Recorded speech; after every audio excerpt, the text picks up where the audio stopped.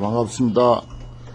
오늘은 정도가 유강해 섭산천하야 심사방도위 참선 이러니 하는 대목부터 할 차례입니다. 유강해 섭산천, 우리 불자들도 승속을 막론하고 영가스님뿐만 아니라 여기저기 들을만한 그런 어떤 법회가 있으면 가서 듣고 또 기도처도 잘 다니고 요즘 뭐 사찰순례, 성지순례 등등 많이 하죠. 근래는 옛날 같지 않고 교통이 아주 발달해서 다니는데 아주 편리하게 돼서 옛날 사람들보다 훨씬 많이 다닐 수 있도록 되어 있습니다. 영가스님도 유강해 섭산천이라 강과 바다에 다니면서 산과 내를 건너서 심사방도위 참선이라 스승을 찾고 도를 묻고 참선을 했더라, 그런 말입니다. 영가스님도 육조스님에게 와서 인가받기까지는 많이 헤맸던 것 같고, 스승을 찾아서 또는 다른 어떤 학문적인 경학을 하기 위해서 많이 다녔던 것 같습니다. 다니는 게 참 좋은 일이에요. 이러한 목적으로 심사방도 스승을 찾고 불도를 묻기 위해서 참선을 또 하기 위해서 이렇게 이런 목적으로 다니는 행각은 인도에서나 중국에서나 한국에서나 늘 있어 왔던 일이고 또 필요한 일이고 반드시 해야 됩니다. 영가스님 스스로 그렇게 했었다는 거죠. 그런 사례들도 경학을 공부하는데 그러한 일들도 영가스님이 말씀하신 유강해 섭산천 심사방도위 참선의 경우와 같은 거죠. 우리 불자들이 또 좋은 점이 이절저절 아무절에나 다닐 수 있고요. 또 어느 자기 원찰이 설사 정해져 있다 손치더라도 이웃절에서 무슨 큰 스님이 오셨다든지 좋은 행사가 있다든지 하면은 거기 가서 참여하고 법문 듣고 하는 것이 아무런 구애를 받지 않고 어려움이 없습니다. 시내 사찰에 한두 곳 다니고 또 저희 시골 사찰에 한 두서너 곳 정해놓고 다니고, 그렇죠. 보통 적을 두고 다니는 사찰이 한 너댓 개는 보통 되는데, 다른 장교에서는 그런 큰 혜택이라고 하는데 그런 혜택이 없죠. 참 이 불자들만이 누릴 수 있는 아주 좋은 혜택이라고도 할 수가 있고, 그러다 보니까 소속감은 물론 부족하지만 소속감이라는 게 꼭 좋은 것만도 아니에요. 자유롭게 불교 교리 자체가 어디에도 구애받는 걸 싫어하는 것으로 되어 있기 때문에 또 신행 생활을 하는데도 어디에 소속되거나 하는 것을 크게 높이 평가를 하지 않습니다. 여기저기 자유롭게 다니면서 한껏 공부하고 법문 많이 듣고 견문을 넓힐 수 있으면 그게 바람직한 거다, 이렇게 봅니다. 영가스님의 이런 말씀을 들으면서 강사가 경학을 공부하는 것이나 또 보통 신도가 불교를 공부하는데도 역시 이러한 자세가 바람직하지 않겠나, 이런 생각도 해봅니다. 그렇게 다녔었는데 자종인덕 조계로로 조계의 길에서 인가를 받음으로부터 이렇게 하면 좋죠. 조계의 길에서 인가를 받음으로부터 그것은 조계산에 가서 육조 스님으로부터 인가를 받았다 하는 것입니다. 또 조계산의 육조 해능 스님은 어떻습니까? 부처님께서 가섭존자로, 가섭존자께서 아란존자로, 상나화수로, 우바국다로 이렇게 쭉 법맥이 내려오고, 그 다음에 달마스님으로부터 또 해가 이렇게 내려와서 전통 법맥을 그대로 계승하신 분이기 때문에 그야말로 전통적인 불교다 하는 것입니다. 전통적인 불교가 바로 정통불교다. 그렇게 이제 볼 수가 있습니다. 그 정법의 바른 맥을 이어받은 그런 그 조계의 길, 조계의 길이라고 하는 것은 그런 뜻을 담고 있죠. 그런 그 조계의 길에서 인가를 얻음으로부터 요지생사 불상간이로다. 생사가 나하고는 관계되지 않는다고 하는 사실을 깨달아 알았도다. 그렇습니다. 생사해탈이 불교의 이제 목적이다 이렇게 표현을 하죠. 또 부처님께서 출가하신 그 동기도 사문유관을 통해서 노병사를 보고 또 출가 수행하는 사람을 이제 보게 되는 것이 사문유관의 태자의 경험인데 거기에서 역시 노병사를 보죠. 늙고 병들고 죽는 것을 보게 되고 사람이 저러한 것을 꼭 맞이해야 되는가, 저러한 그 실상에서 벗어나는 길은 없는가, 이것을 이제 고민하다가 결국은 그 생사해탈의 길을 찾아서 이제 출가를 하게 됐습니다. 그래서 그 영가스님도 이제 여기에서 정말 늘 마음속에 그 어떤 문제로서 담고 있던 생사해탈의 문제, 이것이 이제 완성이 됐다는 거죠. 육조 스님께서 인가받음으로부터 생사가 나하고 관계되지 않는다 하는 거, 상관없다고 하는 것을 분명히 알았도다, 이런 말입니다. 정말 스스로 자신있게 이런 말을 할 수가 있으면 참 대단한 거죠. 행역선, 그렇게 되니까 행역선, 좌역선이며 어묵동정의 찬이라 그랬습니다.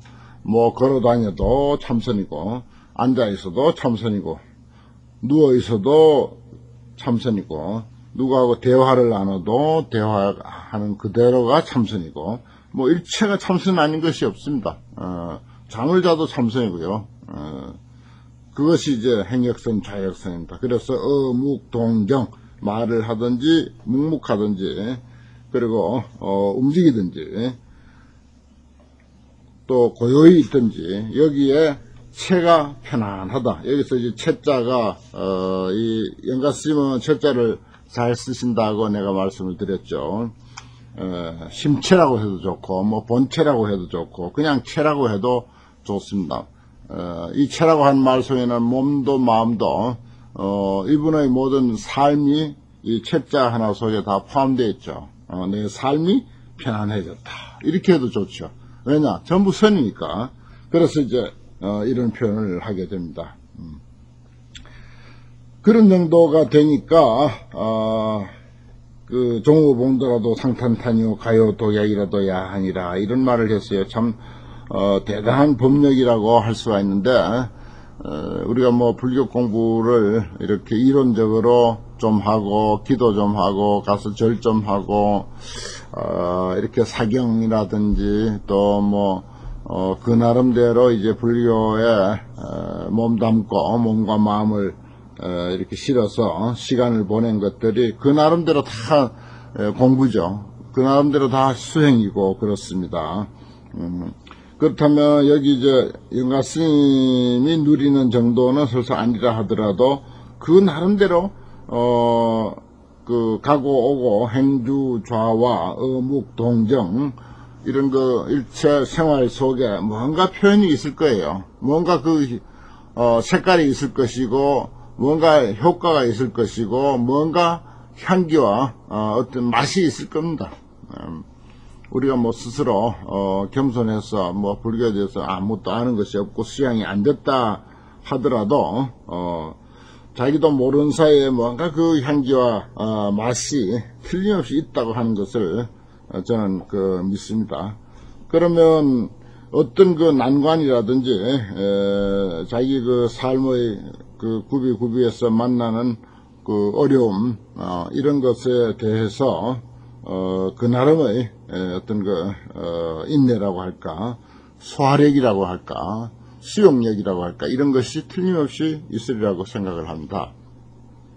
여기에는 비록 창과 칼을 만난다 하더라도 항상 태연하다, 상산탄이다. 그랬어요.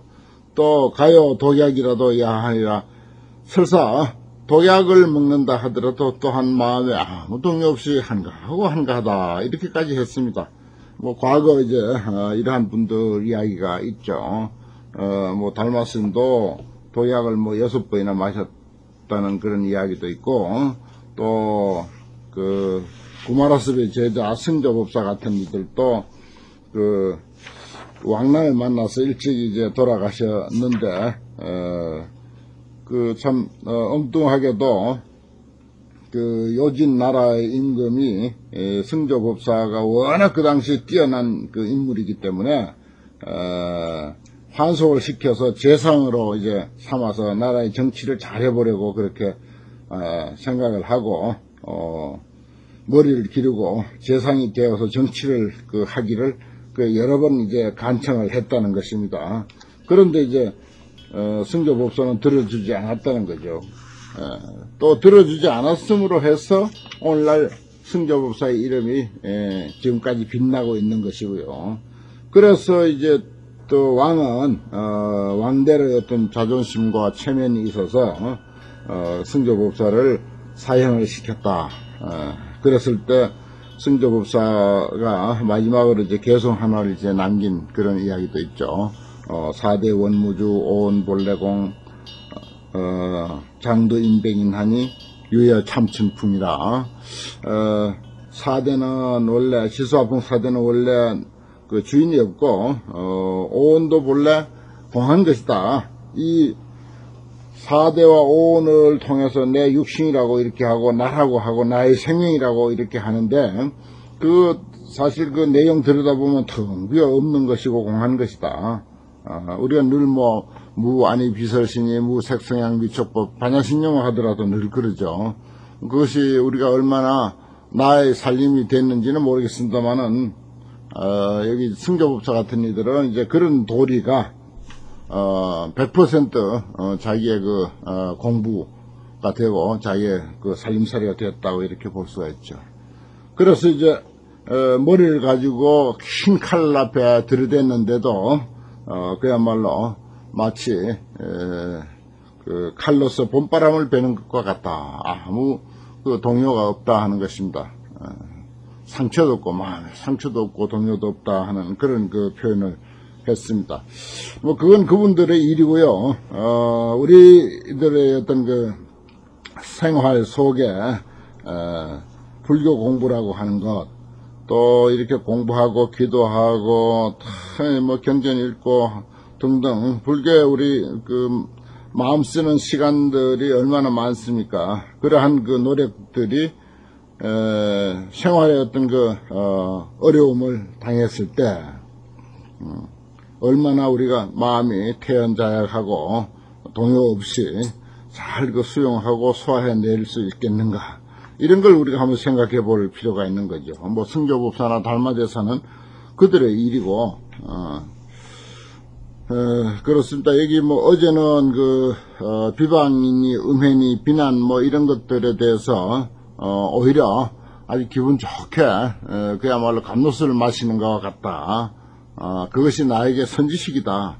그로 인해서 나는 이처럼 성장할 수 있었다 하는 그런 그 의미가 그 어제 있었습니다만은, 여기는 거기서 이제 한 걸음 더 나아가서 그야말로 칼과 창으로 바로 내 생명이 떨어지는 그런 순간에도 나는 아무 그 동요가 없다 하는 그런 정도까지 이야기를 하고 있습니다.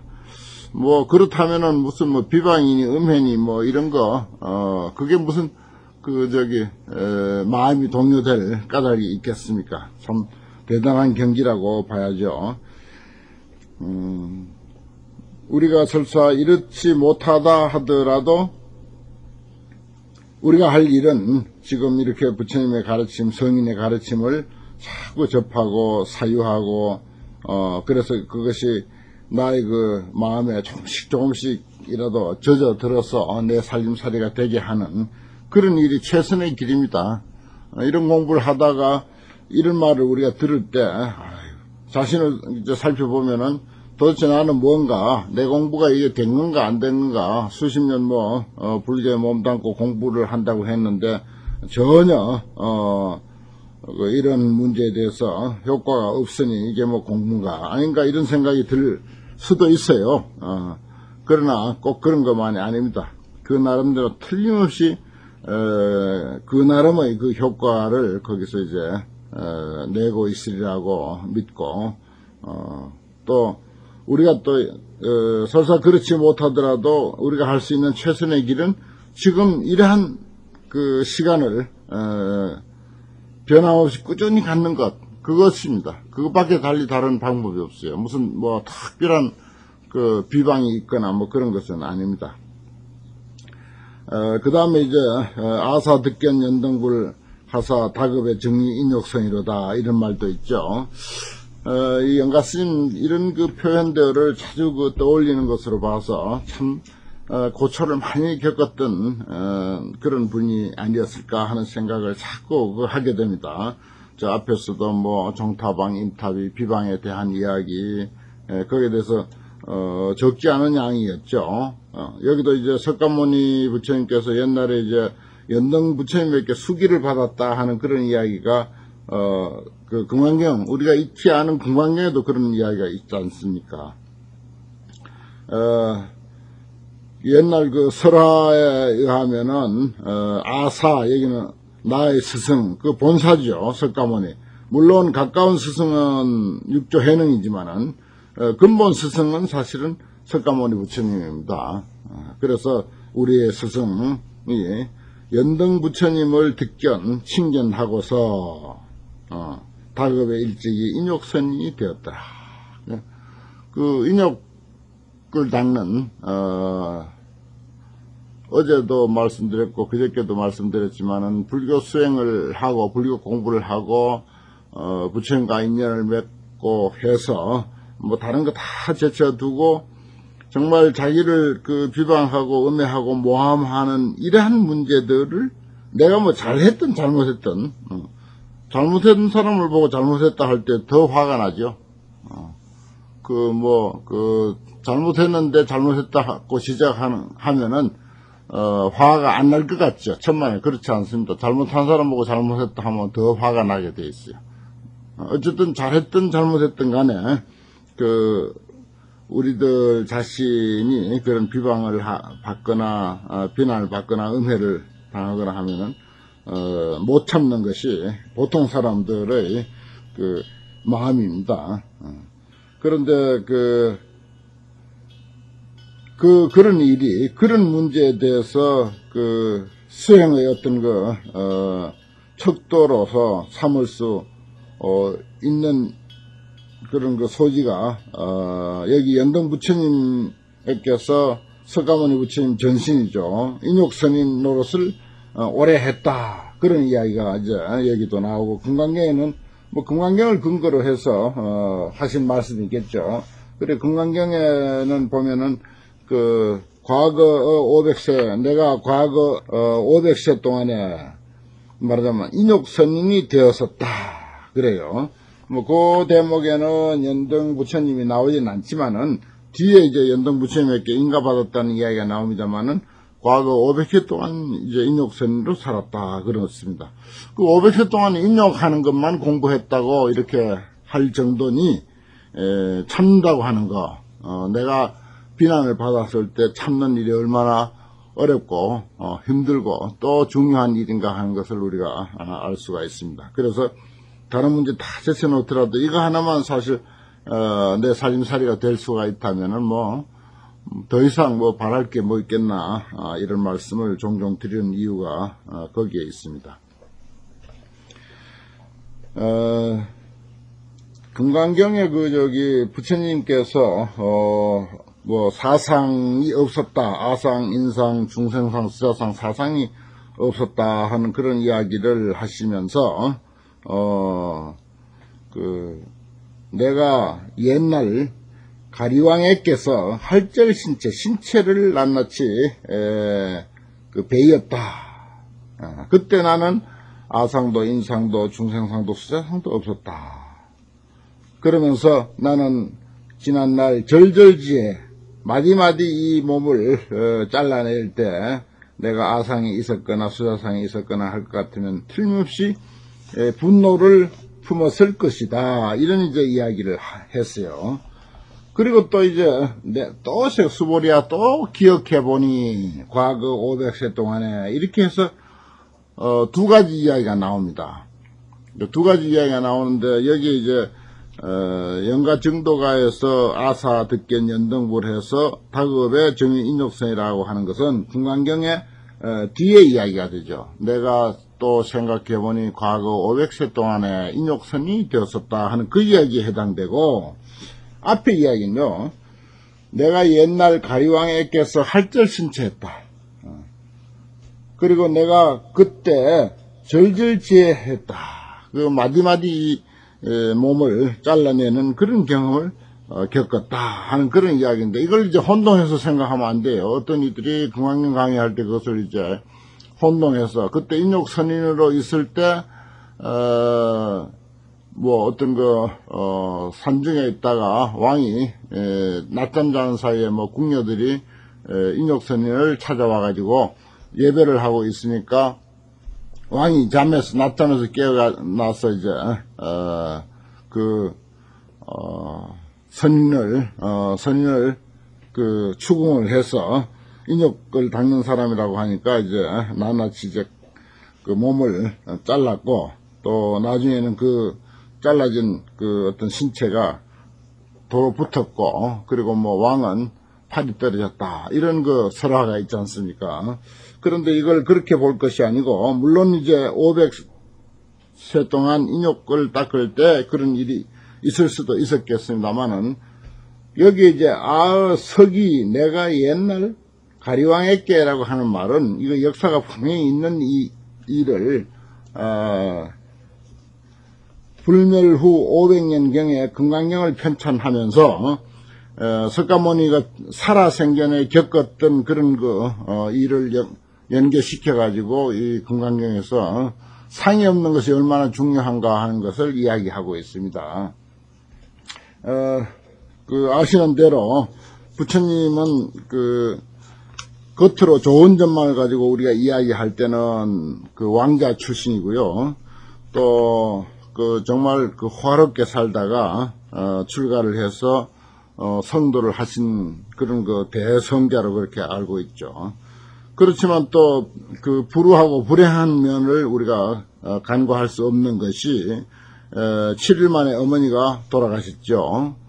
그리고 출가도 어떤 의미에서 보면 그 당시 정치적 상황이 출가할 수밖에 없는 그 가비라국은 머지않아서 멸망할 것을 이 시달태자는 뻔히 알고 있었다. 그래서 출가할 수밖에 없었다. 당신이 아버지의 왕위를 계승해서 정치를 해도 역시 빼앗길 나라고, 출가를 해서 도망을 가도 역시 빼앗길 가비라국이면 틀림이 없다 하는 것을 예견했습니다. 그래서 이 가비라국이라고 하는 부처님이 탄생하신 이 나라는 아주 작은 도시국가예요. 뭐 나라라 할 것도 없는 그런 정도의 도시국가인데, 이웃나라 그 당시 한 16개의 어떤 나라가 자웅을 겨루고 있었고, 그 중에서도 이제 아주 두드러진 것이 이제 4대국이라고 해서 그렇게 있는데, 그 이웃에 이제 코살라국이라고 하는 나라가 아주 강력한 나라죠. 그리고 가비라국은 양만의 나라고 점잖은 나라고 도덕을 주장하는 나라고, 그렇지만 이제 무력을 행사하고 또 국토를 널리 가지고 있고 병력을 아주 강하게 이렇게 양성을 해가지고 호시탐탐 이웃 나라를 침범하려고 하는 그런 코살라국 같은 그런 나라하고는 도저히 게임이 안 될 정도로 그렇게 이제 약했었습니다. 사실은 국력으로 봐서는 그렇게 약했죠. 그래서 부처님 살아생전에 한참 성도해가지고 많은 신도를 거느리고 많은 제자들을 거느려서 성자로서는 뭐 인도를 뒤덮을 그런 시기에 그야말로 참 그 가슴 아픈 일이 있었죠. 그 이웃나라 고살라국의 비유리왕이라고도 하고 유리왕이라고도 하는데, 금강경에는 이제 그것을 그대로 이제 표기를 하지 않고 가리왕이라고 이제 음을 살짝 바꿔가지고 가리왕이라고 이렇게 이제 표기를 하고 있습니다. 근데 역사적으로는 유리왕 또는 비유리왕 이렇게 해요.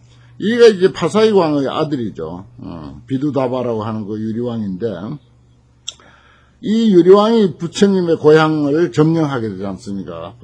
가비라국을 점령을 하게 돼요. 부처님이 한참 교화를 왕성에 펼칠 때입니다. 그 가슴이 조금 아픈 일입니까, 그게?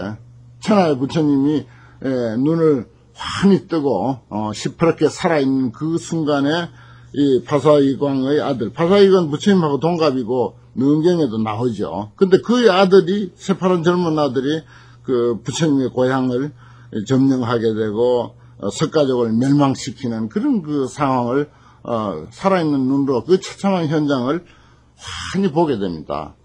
그랬을 때 그 부처님 같은 그런 그 분이 얼마나 가슴이 아팠겠습니까? 그것을 금강경에서는 절절지혜라, 마디마디 칼로서 내 살을 저비는 듯한 그런 아픔이었다, 이런 표현을 하고 있어요, 금강경이. 금강경이 그런 의미인데, 그걸 이제 그냥 옛날 그 아주 오랜 과거의 어떤 설화 형식으로만 그렇게 해석을 해버리는 경우가 있습니다.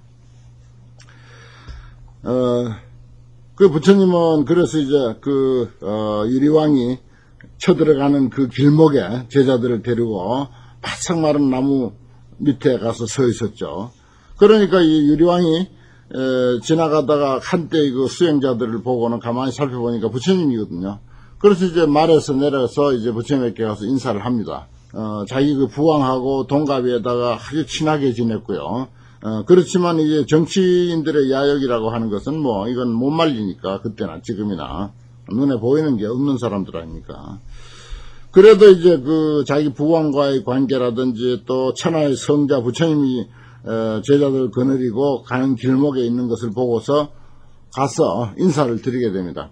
근데 보니까 바싹 마른 나무 밑에 있거든요. 그 유리왕이 그럽니다. 부처님이 어쩌자고 저 옆에 저렇게 무성한 숲이 있는데 그 그늘에서 쉬시지 이렇게 타들어가는 나무 밑에 이렇게 계십니까? 라고 이렇게 물으니까, 그대가 나의 그 조국 가비라국을 쳐들어가서 나의 형제자매 석가족을 무참히 그 살해하려고 하는 이 순간에 내 마음이 오직하겠는가? 바로 이 타들어가는 이 나무와 같다, 내 마음은. 그렇게 이제 표현을 하지 않습니까? 그러니까 그 말에 그만 유리왕도 그 마음이 아팠든지 그때는 이제 회군을 해버립니다. 그래서 한번 물리쳤어요. 부처님의 그 참 아주 그 정말 인간다운 그런 그 호소라고는 할까요? 그런데 두 번째 또 그렇게 이제 쳐들어왔는데, 돌아가서 이제 유리왕은 가만히 생각해 보니까 저 눈앞에 그 가비라국의 국토가 어른거리고 그 재산 모든 것이 욕심이 나니까 더 이상 참지 못하죠. 그래 또 이제 두 번째 쳐들어가는데, 두 번째 역시 길목에서 그렇게 이제 부처님이 그런 모습을 보였습니다. 그래서 또 물리쳤어요. 그리고는 이제 세 번째, 또 역시 이제 유리왕이 쳐들어오는데, 그때는 부처님이 자리를 피합니다. 그때는 그런 방법을 써도 이 유리왕이 마음을 돌릴 사람이 아니야. 그렇게 되면 어떻게 되겠습니까? 부처님 체면도 말이 아니고, 부처님도, 그러한 사실을 이제 알게 되고 해서, 그만 부처님도 거기에서 자리를 피하게 됩니다. 그래서 그 처참한 살육이 벌어지는 그런 현장을 부처님이 다 목도하게 됐는데, 그 아픔을 금강경에서는 가리왕이 할절신체라 그랬습니다. 칼로 신체를 베는 아픔이었다. 절절지혜라, 마디마디 저미는 그런 아픔이었다, 그렇게 하죠. 그래서 나는 그러한 아픔을 겪으면서 그 순간도 나는 아상과 인상과 중생상 수자상이 없습니다. 그래서 나를 비웠기 때문에, 나를 제대로 철저히 비웠기 때문에 나는 그러한 고초를 견딜 수 있었다, 이런 표현입니다. 좀 알아듣기 쉬운 표현으로 하자면요. 그래 이제 그 전쟁 이야기는 아주 이야기가 긴데, 그래 이제 마지막 그 당시 이제 그 가비라국의 왕이 마하남이라고 하는 왕이었었는데, 유리왕이 쳐들어와가지고 결국은 이제 항복을 하고, 사정없이 항복을 해도 이 사람들이 군인들이라는 게 무지막지하니까 사정없이 살생을 하니까, 특별히 부탁을 합니다. 내가 저 물속에 들어가서 나올 때까지만 우리 백성들이 도망갈 수 있게 좀 해달라고 그러죠. 그러니까 그 정도야 들어준다고 하면서 이제 약속을 합니다. 그 도망가봐야 물속에 있는 동안이 뭐 기껏해야 오래 있어야 4, 5분 정도밖에 못 있을 텐데 4, 5분 동안 도망가봐야 뭐 얼마나 가겠나 싶어서 그렇게 이제 그 약속을 이제 하죠. 그 마하남이라고 하는 왕은 이제 물속에 들어갑니다. 그 들어가서 나올 때까지 이제 살상을 이제 멈추라고 이제 명령을 내리고 물속에 들어갔는데 들어가서는 아무리 기다려도 안 나오는 거예요. 그래 그때 이제 도포자락을 잘라가지고 예를 들어서 자기 몸을 바위에다 묶고 거기서 이제 그 마하남이라는 왕은 물속에서 죽게 됩니다. 그러니까 뭐 10분 지나도 20분 지나도 30분 1시간 지나도 안 나오니까 이제 들어가서 확인을 해보니까 그렇게 죽었더라는 거죠. 그 순간에 이제 석가족들은 다 뿔뿔이 도망가서 그나마 몇 명이라도 살 수 있었다 하는 그런 아주 참 정말 아주 비극적인 그런 그 이야기가 전해지고 있죠. 그래서 결국은 부처님 살아생전에 큰 교화를 왕성하게 하던 그 순간에 가비라국은 멸망하고 석가족은 뿔뿔이 흩어지고 말았다 하는 것입니다. 얼마나 가슴 아프고 불행한 사람입니까? 저는 그래요. 불교 역사에서 제일 불행한 분이 석가모니라고 그런 이야기를 간혹 기회가 있으면 합니다. 사실 그렇지 않습니까? 뭐 자신의 어떤 그 사회적 지위라 할까 이런 것들이 보통 사람이라면 또 모르겠지만 그렇지도 않은 정말 성자로서 그 많은 제자들과 많은 신도들이 따르는 그런 시기에 그런 참 고초를 이제 당하게 됐었던 것입니다. 우리 스승도 말하자면은 석가모니 부처님께서도 연등불을 칭견하고 다급에 인욕선님이 되었다. 이 이야기는 이제 금강경의 과거 500세 하는 그 이야기에 해당되고 그 앞부분에 옛날에라고 하는 옛 석자를 썼어요.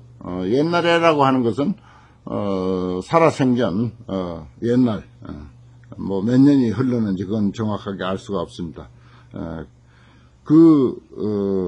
옛날을 말하는 것이지 뭐 그 몇 생 이전을 말하는 것은 아니고 그대로 부처님이 몸소 겪어서 정말 가슴 아팠던 그런 사연들을 이야기하고 있는 것이다.